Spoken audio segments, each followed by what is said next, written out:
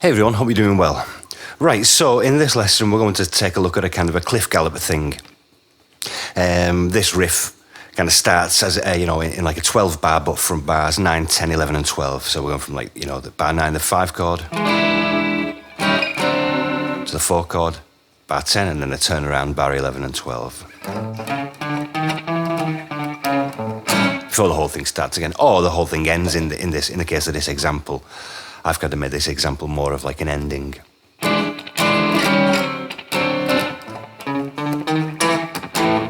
That kind of thing. Works as a turnaround, just to continue, or just to end. One thing I should say, which was just on my mind from the last lesson when I was talking about these kind of sweep things, another word which is maybe more typical is raking. They're kind of interchangeable for me, sweeping, raking. It's just this idea of the chord where we're playing through it, the notes individually, but they're kind of bleeding into each other a little more.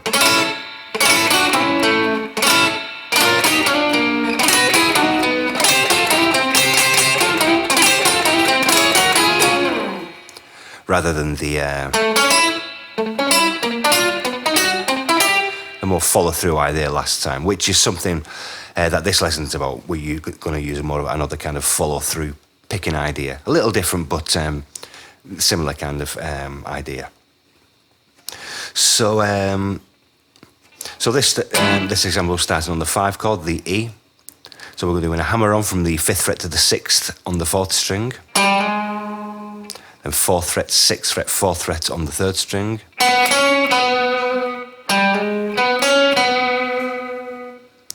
Now all this is related to this position of the chord. There we have a D, E, F. These are just the C versions of C. We're just moving that shape up here. Very typical form to use in the rock and roll times also. Very good to learn. This lick we're playing is in kind of relation to this chord shape.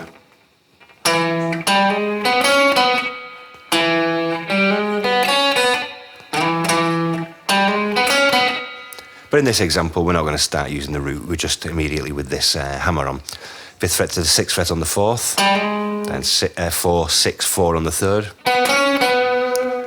And to the 7th fret on the 3rd string, which is also the 7th of the chord, the E. What makes it the 7th? And 5th fret on the 2nd string, the root. I probably, apart from the hammer on, alternate my picking. Except here I'll follow through with a down. 2 downs.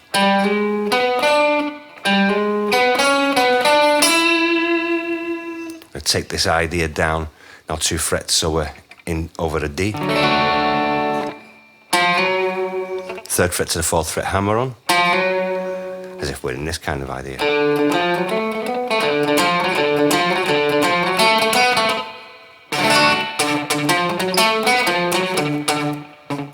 So hammer on 3rd fret to the 4th fret on the D, and 2nd fret on the 3rd string. Now here I do a slide from the 3rd fret to the 4th fret.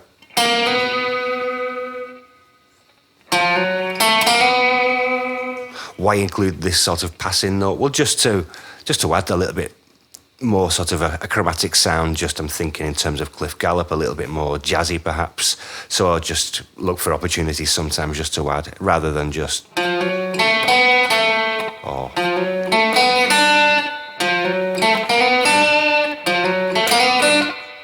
And it just helps it swing a little more.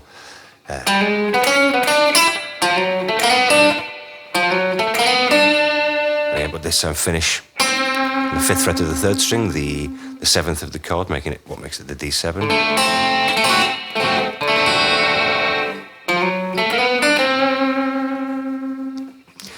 Now we'll go to this. Now we move. So we're going from the E7 for 5 chord to the 4. Now to our 1.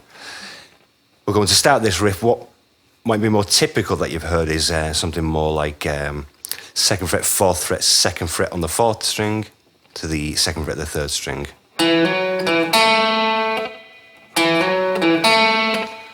I decided here rather than do the 2nd fret, 4th fret, I've gone from the 3rd fret to the 4th fret, then to the 2nd. Again, you can always move chromatically into any note. Just if this is the note I'm going for, my target, I'm just one note below.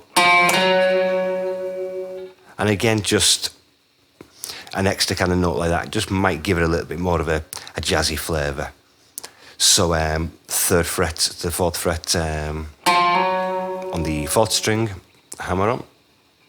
So we've got so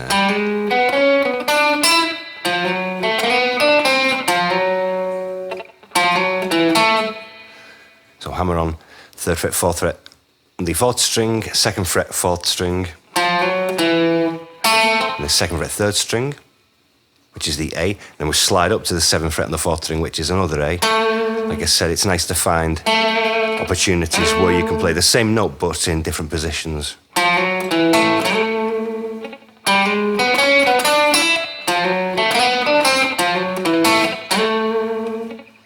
And then, so hammer on from the 5th fret to the 6th fret on the 3rd string, 7th fret, 4th string, 4th fret on the 4th string, which is the 6th of the scale. This note, which can be, a bit daunting or a bit unusual. People just used to playing maybe the minor pentatonic or the blues scale. We're used to just this kind of 5th fret here.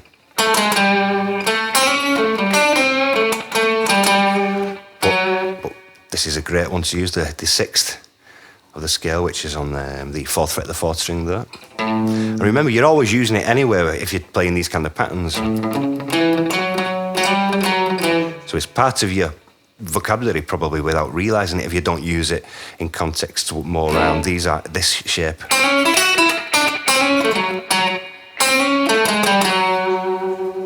So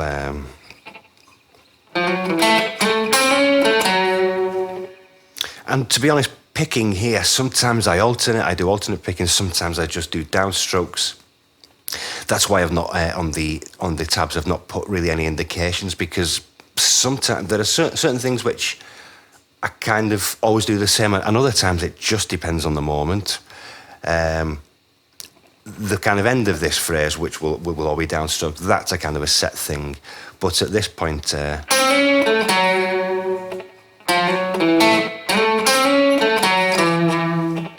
so we go from the hammer on from the 5th fret to the 6th fret on the 3rd string, 7th fret on the 4th string, 4th fret on the 4th string, then 7th fret on the 5th string, which we're now we're going to start to spell our A major chord. So 7th fret on the 5th string, and then I kind of put down the chord using my fingers. So with my little finger then on the 7th fret of the 4th string, 2nd finger on the 6th fret of the 3rd string, and my 1st finger on the 5th fret on the 1st and 2nd strings.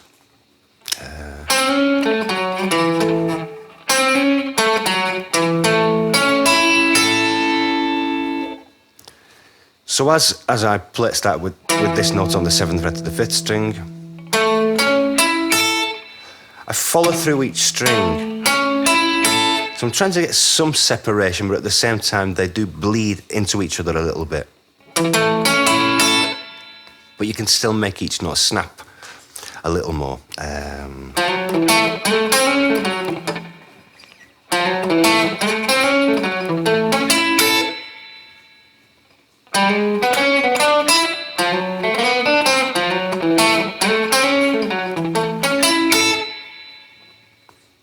Now you can even shorten this phrase down. Maybe we just go back to here. If you just want to get working on this, and maybe using this note here on the 7th fret of the 5th string just makes it a little complicated. Miss this note out. And then.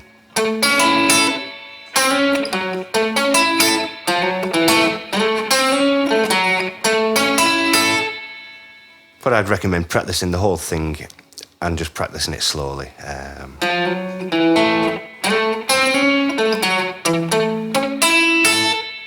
And it just really, I think, with this extra note, really rolls more. And then because this example, it was just kind of an ending, I just finished with an A6-9. So 12th fret, the first and second strings, 11th fret on the third and fourth strings. You might catch the open A, it doesn't really matter, I suppose. But I kind of aim for not to play the open A. I'll sort of think, well, the bass player or whoever else is playing will cover the low end, and I can just concentrate on this kind of,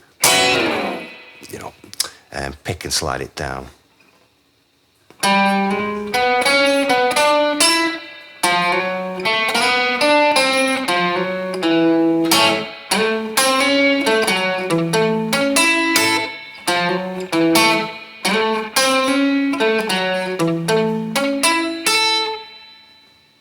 So you'll find things like this all over. Cliff Gallup's playing. So have a go with it, and really, really slowly.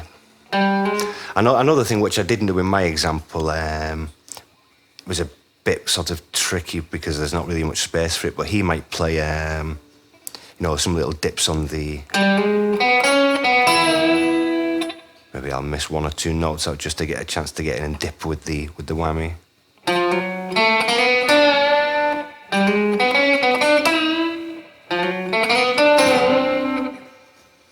So that's another thing which is a little bit of a signature for him, but I don't know, my kind of instinct is just more.